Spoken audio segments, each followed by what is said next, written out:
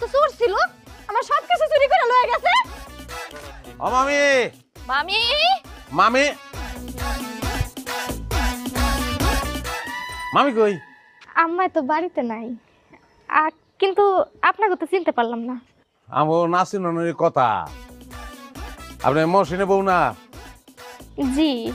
ওই আমার স্বাস্থ্য মান তো ভাই আর কি মহসিনে বিয়ে গেছিলাম তো। মাওনা না আপনার আপনার বাপের বাড়ি? জি জি ভাইজান, আসেন বসেন।